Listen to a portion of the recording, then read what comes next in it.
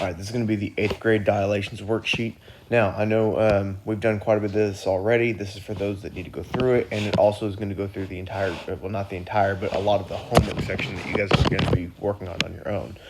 So, looking at 1 through 4, it says state whether a dilation with a given scale factor is a reduction or an enlargement.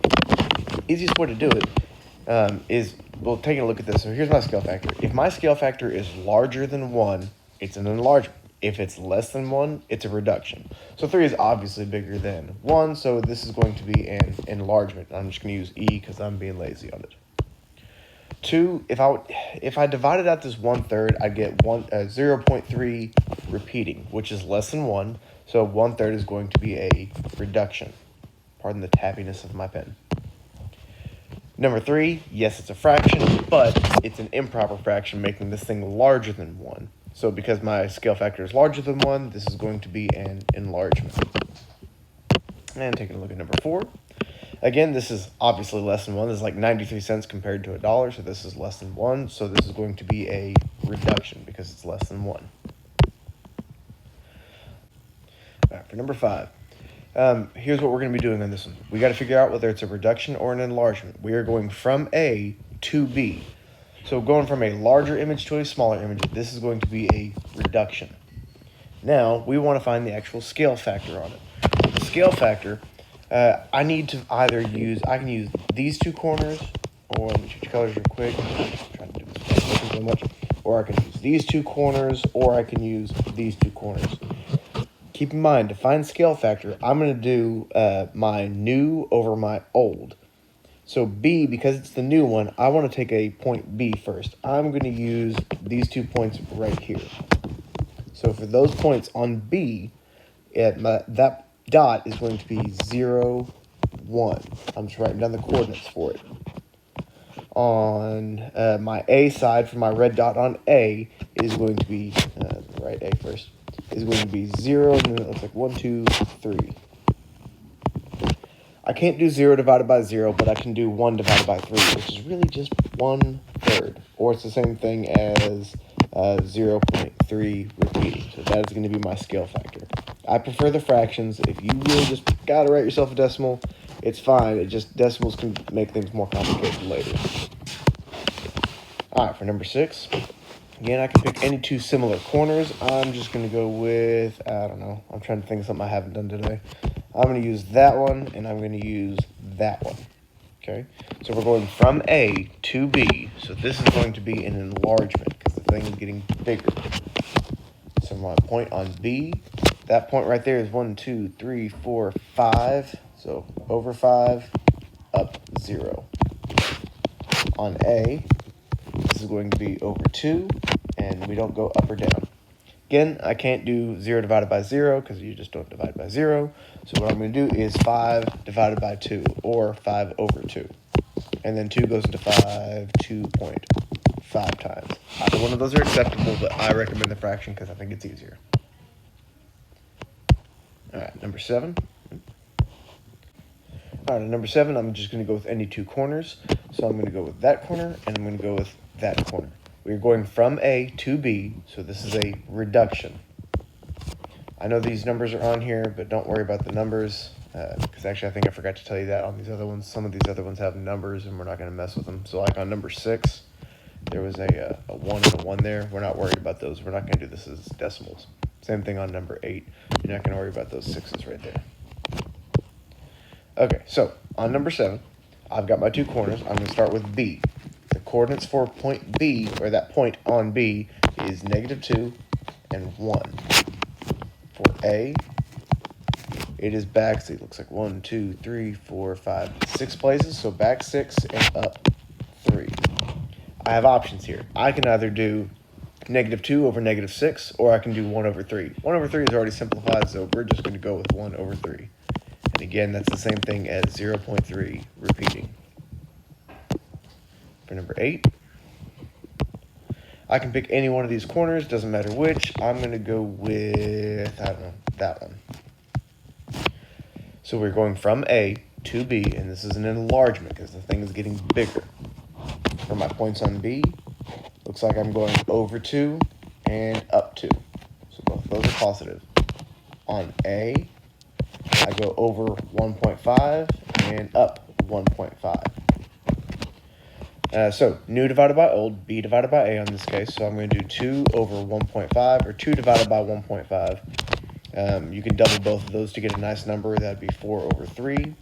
And if you don't like that, and if you just really prefer the decimals, 3 goes into 4 one time with 0.3 left over. All right, on 9 through 11, they give us points, and we're trying to find the scale factor. We're going from point A to point R. Doesn't matter which score we do first, as far as what numbers, but we're just going to do new divided by old. R is my new one, so I'm going to do 9 divided by 3, or I could do 12 divided by 4. So 9 divided by 3, oh look, that comes out to 3. Guess what's going to happen with the blue one? If I do 12 divided by 4, that also comes out to 3. That's a really lousy 3. There's my 3. So either way, my scale factor or my value of k is going to be 3. Taking a look at number 10. Same thing, but I'm just going to show you again. So 6 divided by 9 or 8 divided by 12. Either way, you get the same number. So I'm just going to do the 6 over 9 this time around. 3 goes into both of those very nicely. So 6 goes into 3. 3 goes into 6 twice. 3 goes into 9 3 times. So that is going to be my value of k. Number 11. I'm just going to do negative 10 and negative 2. Negative 10 divided by negative 2 is going to come out to a positive 5. That will be my value of k. Now, for 12 through 14, this time around, they are giving us our scale factor. They are giving us k. What we are going to do is we are going to come up with a prime, and we are going to come up with b prime. So what I do is I'm going to take my scale factor right here. I'm going to multiply times that number, times that number, times that number, and times that number to get my new points. So 2 times 1 is 2. So there's my a prime. 2 times 3 is 6. And didn't change in the last second. 1 times 2 is 2. So those are my new coordinates for a prime and b prime. Number 13, if you really prefer it, you can change this to 0.75 for using it in the calculator. Otherwise, you can just do the alpha and y equals. So what I'm going to do is I'm going to come up with a prime. And I'm going to come up with b prime. So again, I'm going to do this the exact same way. I'm going to take this number, I'm going to multiply it times each one of these and get my new values. So when I do 4 times 3/4, I get 3. Both of those are going to be 3. Sorry, that changed colors halfway through on you. So now if I do my 3/4 times 8, I'm going to get 6.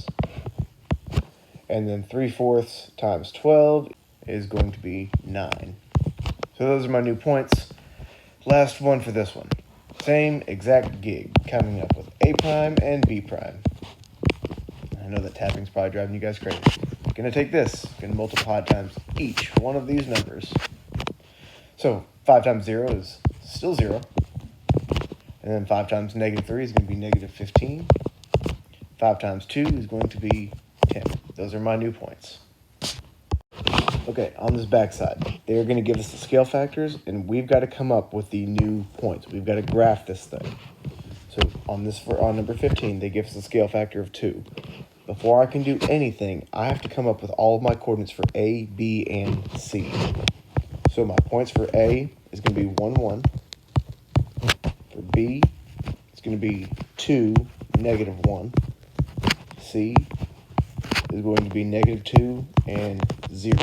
Now I've got to come up with the primes. I need A prime, B prime, and C prime. Just like before, I'm going to take my scale factor of 2 and I'm going to multiply times every one of those numbers to get my new points. So A prime, when I take this and multiply times that number, and all the way down, I get 2 and 2. If I take that number and I multiply it times that one and times that one, I'm going to get 4 and negative 2.